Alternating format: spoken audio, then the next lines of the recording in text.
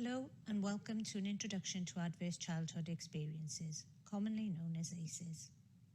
My name is Laura Tranter and I'm the Community Engagement Lead for the ACEs Support Hub in Wales. Just to give you a bit of context, the ACE Support Hub was established in March 2017 following the groundswell of interest in ACEs that had resulted from reports published demonstrating the findings from Public Health Wales National Survey of the Prevalence and Impact of ACEs in Wales. The ACE Support Hub is directly funded by Welsh Government to create an environment for large-scale, whole-system transformation. Our mission is to enable and support organisations and communities in making changes that make Wales a world leader in preventing, mitigating and tackling ACEs and their significant impact. We aim to challenge and transform ways of working and create a societal shift in order to break the long-term cycle of ACEs, adversity and trauma. During the session, I will be covering brain development in the early years, stress and the trauma response, what are ACEs, ACEs studies in Wales, exposure, prevalence and the increased risk, ACEs across the life course, preventing, mitigating and tackling ACEs. Brain development in the early years. A baby's brain grows from 25% to 80% of its adult size during the first 2 years. The first 1,000 days are critical. Although there are opportunities across childhood and adolescence, our focus to build strong foundations should be in the first 1,000 days. And the quality of a child's experience in the early years of life, whether positive or negative, shapes how their brain develops. This video explains how experiences in the first years of our lives affect how our brains form.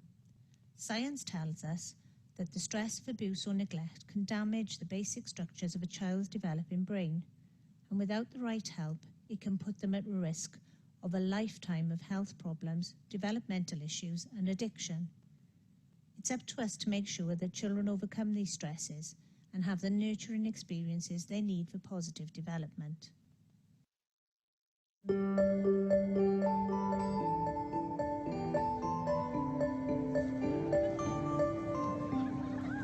Science tells us that the experiences we have in the first years of our lives actually affect the physical architecture of the developing brain.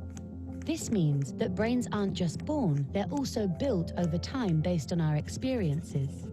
Just as a house needs a sturdy foundation to support the walls and roof, a brain needs a good base to support all future development. Positive interactions between young children and their caregivers literally build the architecture of the developing brain. Building a sturdy foundation in the earliest years provides a good base for a lifetime of good mental function and better overall health. So just how is a solid brain foundation built and maintained in a developing child? One way is through what brain experts call serve and return interactions. Imagine a tennis match between a caregiver and a child, but instead of hitting a ball back and forth across a net, various forms of communication pass between the two, from eye contact to touch, from singing to simple games like peekaboo. These interactions, repeated throughout a young person's developing years, are the bricks that build a healthy foundation for all future development. But another kind of childhood experience shapes brain development too, and that's stress. Good kinds of stress, like meeting new people or studying for a test, are healthy for development because they prepare kids to cope with future challenges. Another kind of stress, called toxic stress, is bad for brain development. If a child is exposed to serious ongoing hardships like abuse and neglect, and he has no other caregiver in his life to provide support, the basic structures of his developing brain may be damaged. Without a sturdy foundation to properly support future development, he is at risk for a lifetime of health problems, development issues, even addiction. It's possible to fix some of the damage of toxic stress later on, but it's easier, more effective and less expensive to build solid brain architecture in the first place. One of the things building sturdy brain architecture supports is the development of basic emotional and social skills, an important group of skills which scientists call executive function and self-regulation, can be thought of like air traffic control in the child's mental airspace. Think of a young child's brain as the control tower at a busy airport, all those planes landing and taking off, and all of the support systems on the ground simultaneously demand the controller's attention to avoid a crash. It's the same with a young child learning to pay attention, plan ahead, and remember and follow lots of rules. Like all of us, kids have to react to things happening in the world around them, while also dealing with worries, temptations, and obligations on their mind. As these demands for attention pile up, air traffic control helps a child regulate the flow of information, prioritize tasks, and above all, find ways to manage stress and avoid mental collisions along the way. Having this ability is a necessity for positive and level mental health. Developing effective air traffic control, overcoming toxic stress, and building solid brain architecture are things kids can't do on their own. And since strong societies are made up of healthy, contributing individuals, it's up to us as a community to make sure all young people have the kinds of nurturing experiences they need for positive development. To build better futures, we need to build better brains.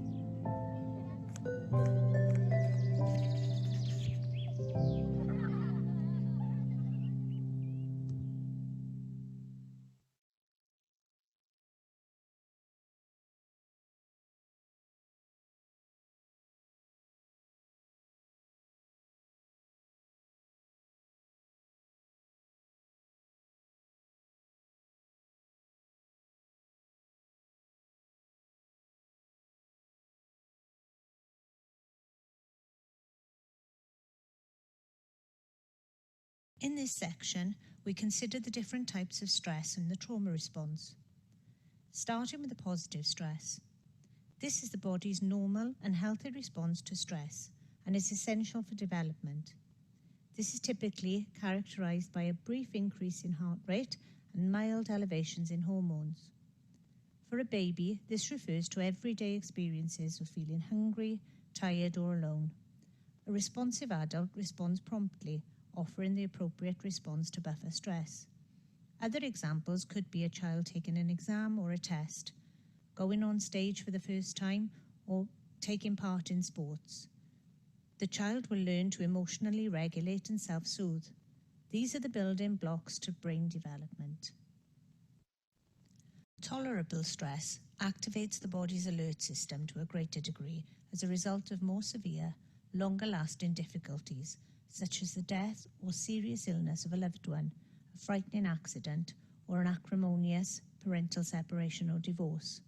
It is tolerable if this activation is time-limited and in the context of ongoing supportive relationships with adults.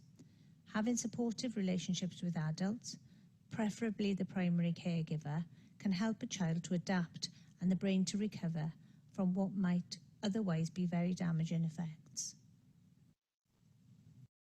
Toxic stress can occur when this is frequent or prolonged adversity, such as physical abuse, emotional abuse, or family hardship. Prolonged exposure can affect brain development and other organs and increase the risk of stress-related disease and cognitive impairment well into adult years. This is exaggerated without supportive relationships, such as with a trusted adult or a primary caregiver, who would otherwise act as a buffer to this stress. This video clip demonstrates how toxic stress can impact brain development. This clip is taken from the documentary film Resilience, The Biology of Stress and the Science of Hope.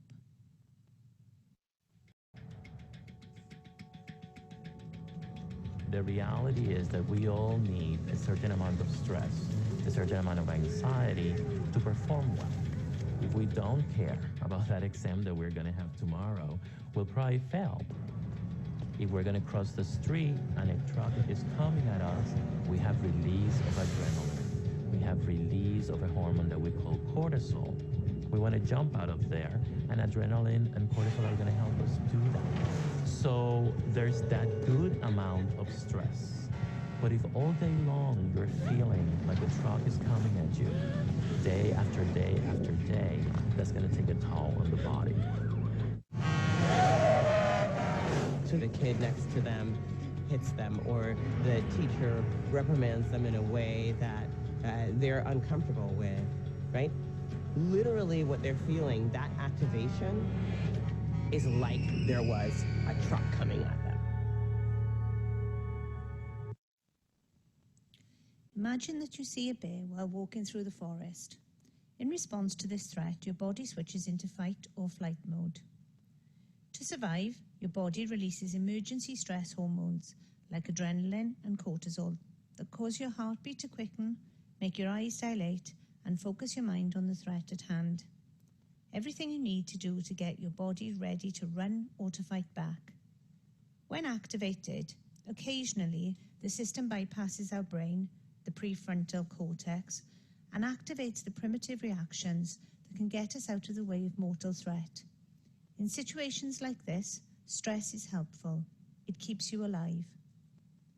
The problem comes when our system is overtaxed by repeated, intense, or chronic stress. The cascade of chemicals and reactions goes from saving one's life to damaging one's health. Children are especially vulnerable to harmful effects of chronic stress and trauma. For many children who are repeatedly exposed to adverse childhood experiences, such as violence at home or in the community, or having a parent with a mental illness or substance dependent, their fight or flight system is activated so that it often stays on. These high levels of emergency hormones can lead to changes in structure and function of children's developing brains and bodies, and the result is toxic stress. Without support and protection from adults, children who experience toxic stress are at a higher risk for health and social problems like asthma, diabetes, and obesity, as well as learning difficulties.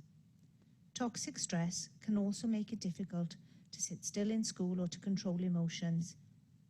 If left untreated, toxic stress can lead to increased risk of adult diseases, including heart disease and cancer.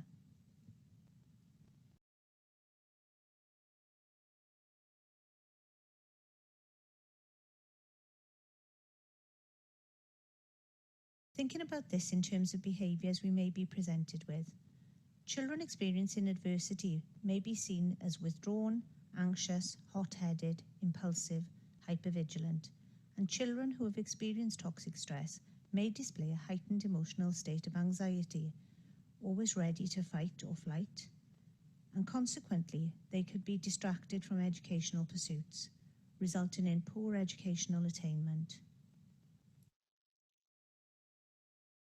What are ACEs? ACEs are potentially traumatic events that can have negative lasting effects on health and well-being.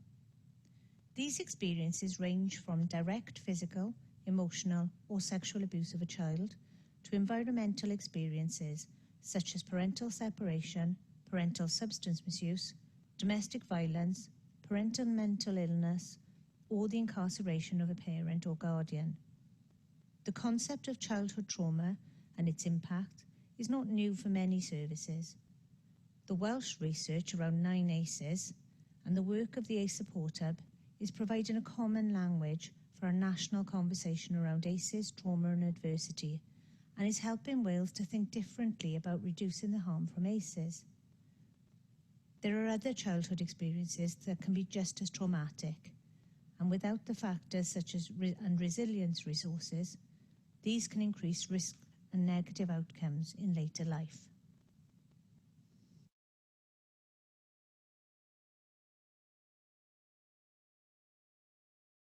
ACEs can be transmitted from one generation to the next, and children raised in environments where violence, assault and abuse are common can mean that these behaviours are normalised and leave them more likely to commit violent acts or become the victim of such acts in adulthood.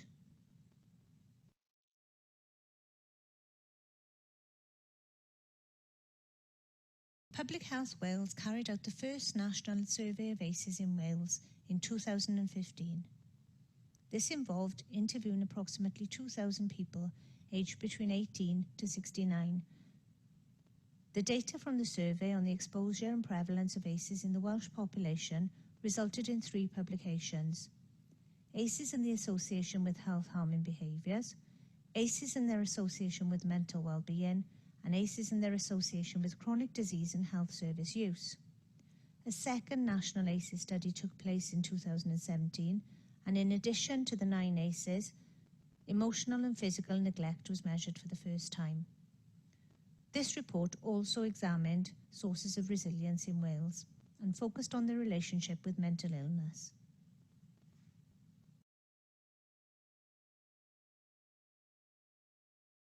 This slide shows how many adults in Wales have been exposed to each ACE.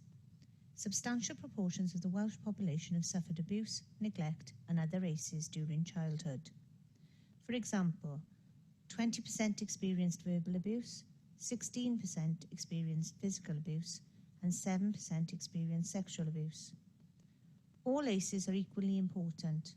All ACEs can cause harm, and the more people suffer, the more vulnerable they potentially are. The impact that different ACEs have will vary based on length and chronicity of exposure and the resilience resources, the buffers that were available to people. This slide considers population-adjusted prevalence in terms of the number of ACEs experienced by the Welsh adult population.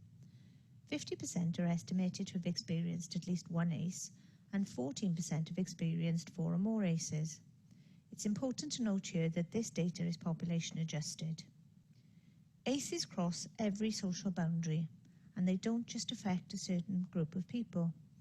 It's not about people living in poverty, although we are aware that those living in higher deprivation are at greater risk of experiencing multiple ACEs. There are many studies that use counting the number of ACEs to give people an ACE score. The ACE Support Hub Wales are not suggesting that there is a need to screen or to give people an ACEs score. Experiencing 4 or more ACEs compared to no ACEs is strongly associated with an increased risk of adopting health-harming and criminal behaviours. Compared with people who have no ACEs, those with 4 or more are 4 times more likely to be a high-risk drinker or 6 times more likely to smoke. Experiencing 4 or more compared to no ACEs is also strongly associated with an increased risk of becoming both a victim and perpetrator of violence. And it's worth emphasising that those who experienced 4 or more ACEs were 20 times more likely to be incarcerated at any point in their life compared to those who had no ACEs. This slide shows how much being exposed to 4 or more ACEs can increase the impact of mental well-being. Compared to people with no ACEs, people with 4 or more can feel 4 times more likely to have never or rarely been able to think clearly, 5 times more likely to have never or rarely been able to make up their mind about things, and 6 times more likely to have never or rarely felt useful. So if we think about this in the context of the services that we are designing to support people, if they have experienced ACEs and trauma and adversity, how well do we consider these impacts in terms of their ability to engage with our services? The Welsh ACE study measured exposure to ACEs in the Welsh population and their association with chronic disease development and health service use in adulthood. Adults who had an ACE score of 4 or more were 4 times more likely to develop type 2 diabetes, 3 times more likely to develop heart disease, and 3 times more likely to develop respiratory disease. The study also demonstrated the impact on health service use. This slide illustrates the impact of ACEs across the life course, starting from the bottom of the pyramid.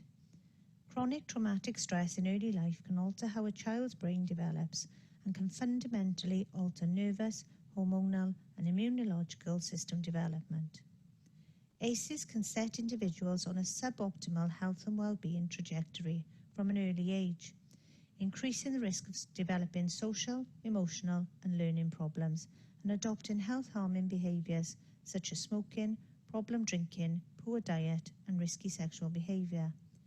In turn, such behaviours can lead to premature ill health through increasing risks of non-communicable diseases such as diabetes, heart disease, and cancer.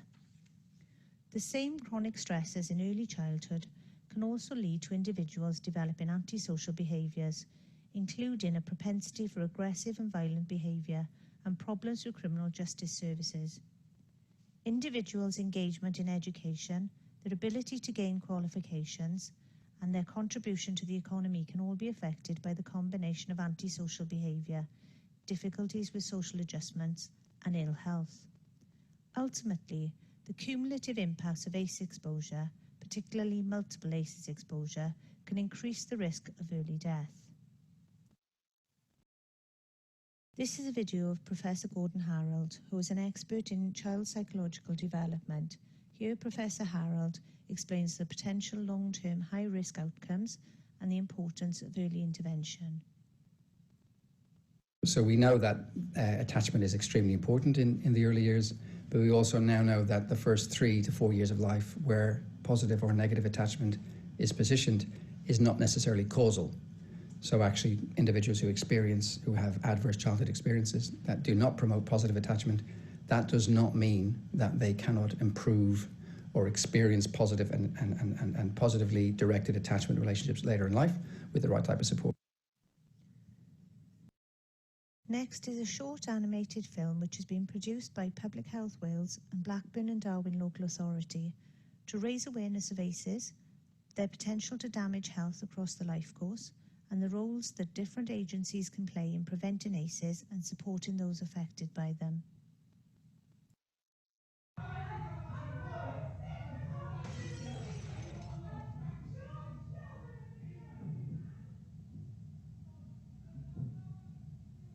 My parents don't understand.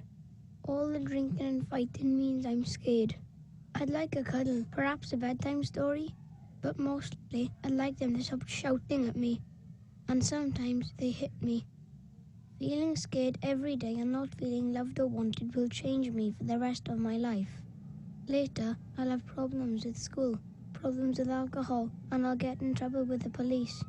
What's happening to me right now means I'm more likely to have serious health problems in middle age and die sooner than I should.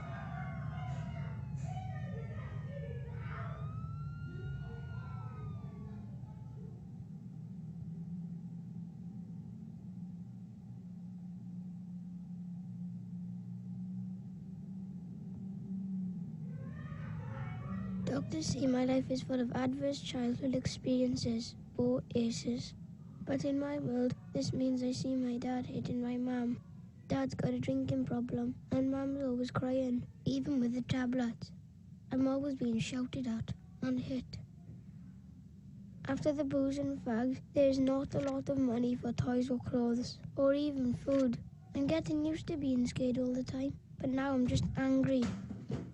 Doctors say things are changing inside me. My brain isn't learning how to control my feelings properly. My body can't relax like those kids who don't have ACEs, so my body won't be able to repair itself properly when I get older, making it more likely I'll get cancer or heart disease as an adult. It hurts when my parents hit me, but the real damage is hidden, and that damage will be with me for life.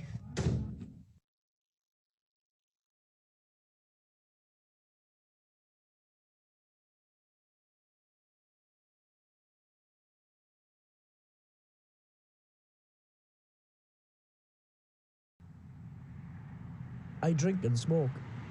They say I'm out of control, but I'm not. It's just my way of coping with my ACEs. I've been in plenty of fights, but what's wrong with that? Kids' punches don't hit half as much as when my dad hits me. I beat up a kid last week at school because he looked at me weird. Who cares? I ended up with more time out of school. Learning's not for me anyway, and the teachers don't care any more than my parents. I don't like the way anyone looks at me except my girl. She's 16 and pregnant, just like my mum was with me.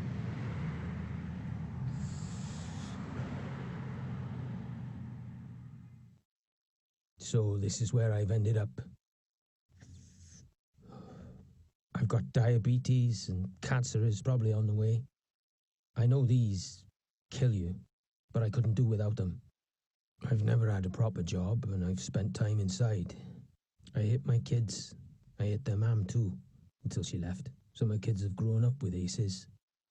And now my daughter had her first kid. She's 16.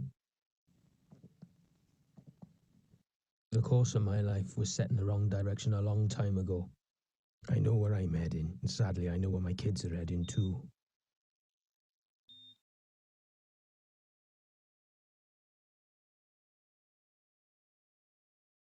This doesn't have to happen.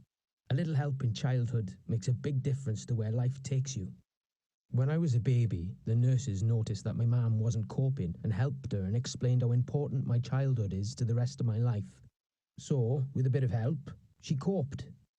The police came round after next door complained about the noise from Mum and Dad fighting. They asked how I was feeling. I told them I was scared all the time. Mum and Dad got help, the shouting got better and the hitting stopped. I even got some bedtime stories. I still had problems at school, but the teacher asked me about what was happening at home. I got help controlling my feelings. It wasn't a lot, but it was enough. I'm now married with 2 children and I've got a job. Most of the time. I haven't repeated the same problems with my kids. We got help when being a parent got too much. Our children are ACE-free, and that means their kids stand a good chance of growing up ACE-free as well. Almost half the people in England and Wales experienced 1 ACE as a child, and 1 in 10 of us suffered 4 or more ACEs. If we stop ACEs, millions of children would not become smokers or binge drinkers, and levels of violence in adults would be cut in half. Fewer ACEs in childhood also means fewer adults developing diseases like cancer, heart disease, and diabetes in middle age. We all need to be ACE aware. Are you? Doctors, police, nurses, teachers, firefighters, and most importantly, parents. The more you know about ACEs, the more you can help stop children growing up with ACEs in their lives. And for those of you who have already suffered ACEs, the more you know, the more you can help yourself and others who have suffered ACEs cope.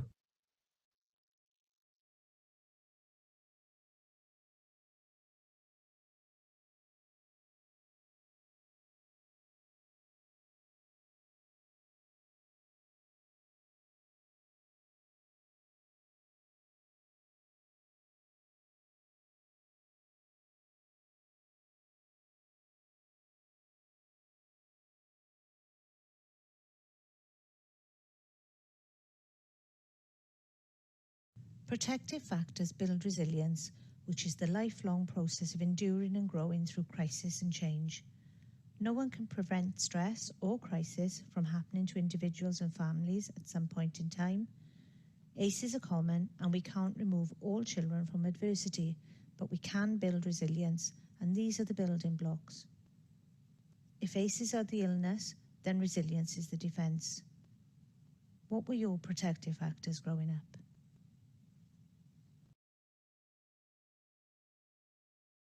Resilience is the ability to adapt well in the face of adversity. The most important factor to building resilience is having a relationship with at least one trusted adult during childhood. 3 approaches to addressing ACEs may be considered in terms of 1. Preventing exposure to ACE. Stop it from happening in the first place, for example, through policy, early pregnancy intervention, prioritising parents for treatment, such as in substance misuse and mental health services. 2.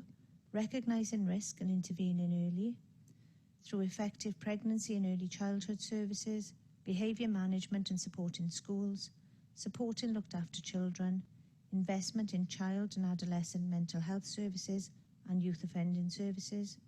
And 3. Treatment and care, for example, evidence-based therapeutic interventions, ACE-informed services, addressing the root causes and not the symptoms. Everyone can play a part. We must also consider how our organisations work and how our systems in Wales work to respond to ACEs. We need multi-agency working and ongoing to support to reduce trauma and to be ACE-informed. ACEs aren't another intervention, it's about working differently. What an ACE-informed approach means within a system, the elements must all work together. It's essential that the system shows kindness, compassion and understanding. What role could you play in addressing ACEs, and what could you do differently for greater impact?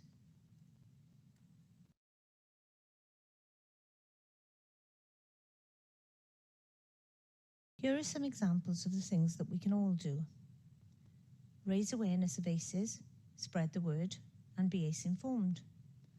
Understand the impact of ACEs and think about the impact you can have. Think about the root causes, not the symptoms and the behaviours. See the world from somebody else's perspective. Show compassion and being listened to. This can be a protective factor for those who've already experienced adversity. Make the link between physical and mental health and recognise the signs and symptoms of ACEs. Actively work to address ACEs. What practical approaches may be employed in your role?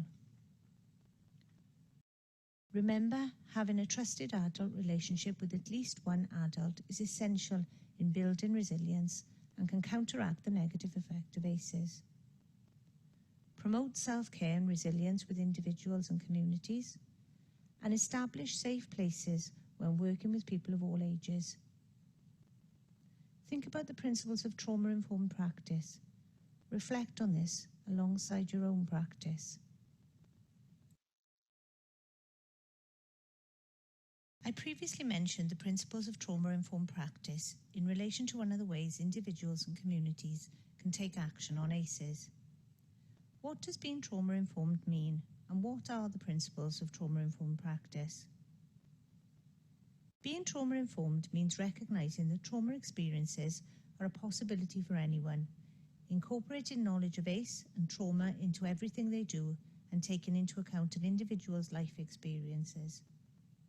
The principles of trauma-informed practice are safety, choice, collaboration, empower, and trust. Safety. This involves situations and environments where people feel emotionally, physically, spiritually, and culturally safe. Establishing safe places is an important step to building trusted relationships. Choice. This is about maximising opportunities that offer choice and control in order to promote healing and avoid re-traumatisation. Collaboration. Maximising collaboration and sharing power through providing an inclusive approach and creating opportunities for shared decision-making and ongoing feedback. Empower. Maximising opportunities which build on and validate other strengths, supporting individuals to take power for themselves and realise their individual strength. By using a strength-based approach, we recognise and build on people's strengths, abilities and resilience levels. Trust. Maximising trustworthiness through relationships, task clarity, consistency and interpersonal boundaries. Think about the principles of trauma-informed practice and reflect this alongside your own practice. Think about the relationships you have and will have with the services that you provide.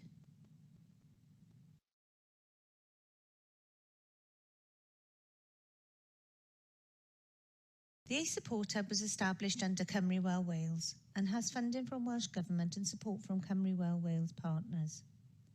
The mission of the hub is to help prevent ACEs from occurring, enable protective factors and to build resilience.